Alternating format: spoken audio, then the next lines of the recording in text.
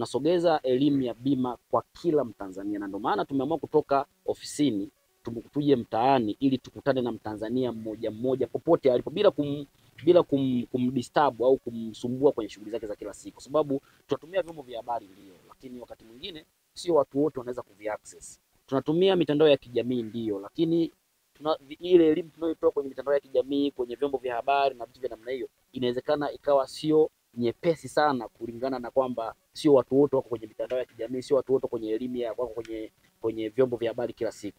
Kwa nataka tukutane na Mtanzania aweze kuuliza, sababu hivi vyombo vya habari vina muda, unakuwa tumepewa dakika 5, tumepewa dakika 2, tumepewa dakika 1, lakini tukija mtaani maana yake ni kwamba Mtanzania atauliza maswali yote aliyonayo na atajibiwa, na hivyo kutii kiu yake na kupata elimu sahihi ya bima.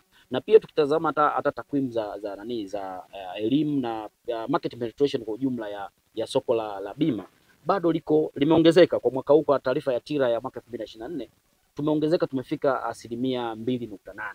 Unaweza ukaona watumiaji wa bima sasa hizi wanafika milioni 25, ni sasa kama 39, lakini wananchi wako milioni 60.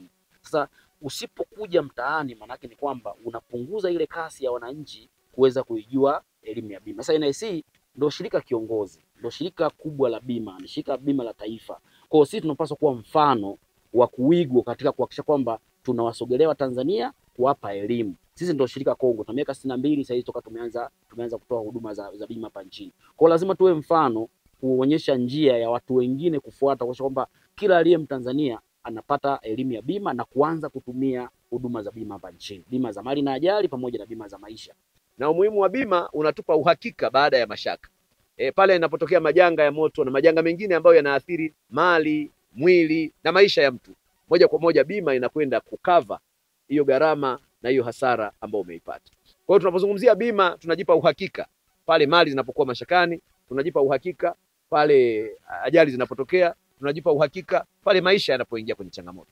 Kwa hiyo tunatamani sana kupitia kampeni hii tuhamasishe wananchi wengi kuanza kutumia hizi huduma za bima ili kuweza kupandisha hicho kiwango cha matumizi na namba ya watumiaji wa huduma ya bima katika kukuza mpaka kuwezekana kufikia 5%.